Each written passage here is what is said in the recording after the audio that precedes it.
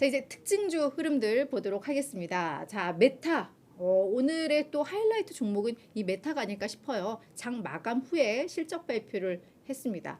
그래서 이 정규장에서도 한 2.8% 올랐는데요. 장 마감 후에 거의 뭐 20% 가까운 급등세 기록하는 거 제가 확인을 하고 들어왔는데, 우리 메타 페이스북과 인스타그램 회사죠. 네, 일단 실적을 보시면 매출이 시장의 예상보다 잘 나왔습니다. 다만 이제 EPS 같은 경우에, 주당 순이익 같은 경우에는 예상보다 이제 크게 미달을 했는데, 메타가 왜 작년부터 계속 구조조정 많이 하고 있잖아요. 그래서 그 이제 구조조정 비용의 여파가 좀 컸다라고 이야기를 하면서, 이 구조조정으로 인한 비용 이게 없었다라면 주당 1.24달러씩 더 추가가 됐을 것이다.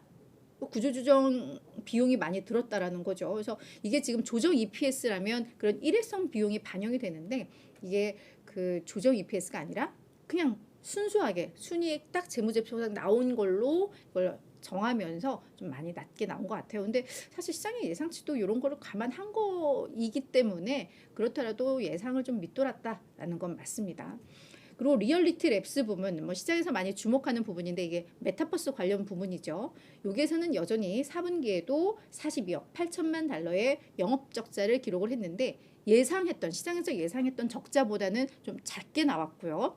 그리고 여기에서 이제 연간 적자가 뭐 137억 달러로 여전히 뭐 물 먹는 하마처럼, 네, 바닥 뚫린 뭐 항아리처럼 이런 상황이기는 합니다만, 그래도 이제 적자 폭이 예상보다 좀 줄어들고 있다라는 점에 있어서 시장에서는 그냥 뭐 그럭저럭 나쁘지 않게 판단을 한 것 같고요.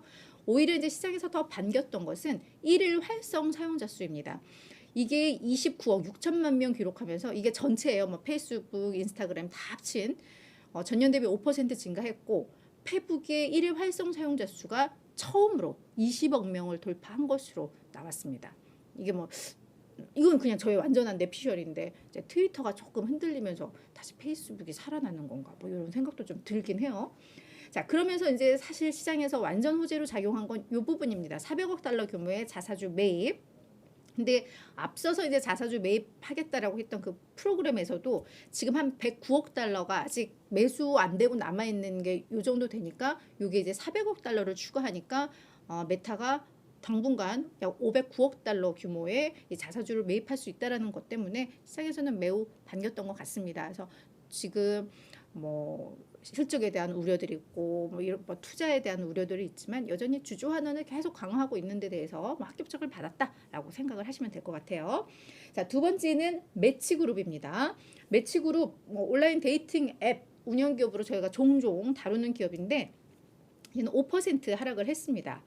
일단 매출 뭐 예상 수준이기는 합니다만 조금 밑돌았고요. 다만 EPS가 시장의 예상치는 0.46달러인데 0.3달러로 많이 못 미쳤습니다. 거기다가 이제 유료 가입자도 전년 대비해서 이제 소폭 감소하면서 그냥 이래저래 그냥 전반적인 성과가 좀 나쁘게 나온 건데요. 그러면서 이제 매치그룹이 직원의 8% 구조조정할 것이고, 뭐 전문가 수수료라던가 사무실 운영 비용이라던가 뭐 이런 간접비들을 줄여서 우리가 이제는 비용을 좀 줄여 나갈 거야라고 하니까 조금 힘들구나 뭐 이런 평가들이 좀 나오면서 주가가 하락을 했습니다. 자, 이제 세 번째 기업은 펠로튼 인터랙티브. 펠로튼 뭐 실내 자전거라던가 뭐 트레드밀 생산 업체로 뭐 저희도 많이들 알고 있는데, 실적을 발표를 했는데요. 일단 매출액 예상치 못 돌았습니다. 다만 주당 순이익 이게 적자를 기록을 했는데, 시장의 예상보다는 좀 적자 폭이 컸어요. 그래서 지금 8개 분기 연속 적자를 기록을 하고 있는데, 그 적자 중에서는 적자 폭이 그나마 많이 축소된 것으로 확인이 됐습니다. 그리고 이제 머지않아 턴어라운드가 될 것이야, 뭐 이런 기대감들이 좀 반영이 된 건데요. 그 이유는 이 구독 서비스 사업 부문에서 좀 찾고 있습니다. 이게 매출이 22% 증가를 했고요. 구독 서비스 부문에서만 마진이 67.6% 기록을 한 것으로 나왔습니다. 그러면서 이제 사실 이 하드웨어, 실내 자전거라던가 이런 하드웨어, 이 장비를 파는 쪽에서는 뭔가 좀 마진이 많이 훼손이 되고 있고 한데, 결국 구독 서비스 매출 쪽에서 이 부문 쪽에서 마진이 높게 나오면서 전체 마진도 한 30%가량 유지가 됐거든요. 그러면서 이제 3분기 매출 가이던스를 제시를 하기도 했었는데 시장에서는 이 실적 자체보다는 펠로튼이 그동안은 어떤 장비 이쪽이 핵심이었다면 이제 구독 서비스를 통해서 어떤 비즈니스의 어떤 전환점에 왔다. 그러면서 이제 턴어라운드도 임박했다. 이 부분에 대해서 시장에서는 많이 좀 기대를 하고 있습니다. 그러면서 간밤에 주가가 26%나 좀 급등을 했다라는 것 좀 이해를 하면 될 것 같고요. 자, 또 하나 전기차죠. 네, 전기 트럭 스타트업 리비안인데 이 기업은 사실 장중에 제가 봤을 때는 주가 빠지는 거 확인했었는데 얘도 막판에 주가 돌아선 기업입니다. 지금 전기차 업계는 확실히 테슬라가 가격 인하를 하면서 점유율 확대 전략을 쓰는 부분에 대해서 이런 스타트업들, 경쟁 업체들은 압박이 좀 커지고 있는 게 분명한 것 같습니다. 그 얘기는 또 역으로 생각해 보면 테슬라에는 나쁘지 않을 것 같다라는 생각이 좀 드는 게 지금 리비안도 관련해서 이제 뉴스들이 좀 나왔지만 테슬라 때문에 이제 부담을 느끼고 있는 것 있다라는 내용들이 좀 나오고 있었는데요. 이제 리비안에서 나온 뉴스 자체는 앞으로 이제 비용 절감을 위해서 우리도 인력 6% 구조조정할 거야라는 겁니다. 이런 성장 기업들이 구조조정하고 허리띠를 졸라맨다라는 건 사실 좋은 신호는 아니에요.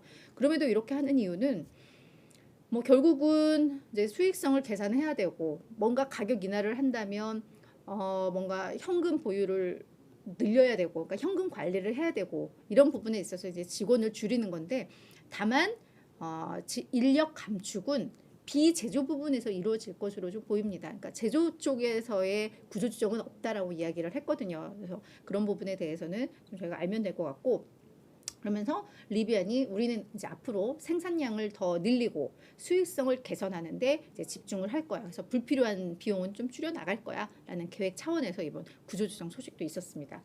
전체 직원이 14,000명쯤 되니까 6%라고 한다면 한 1,000명은 좀 안 될 것 같아요. 한 840, 50명 정도 이제 구조조정할 것 같습니다. 그리고 리비안 같은 경우에는 사실 IPO 하면서 워낙에 돈을 많이 좀 챙겨놔서요. 지금 9월 말 기준, 작년 9월 말 기준으로도 보유원금은 한 138억 달러는 좀 있는 걸로 좀 확인이 되고 있습니다.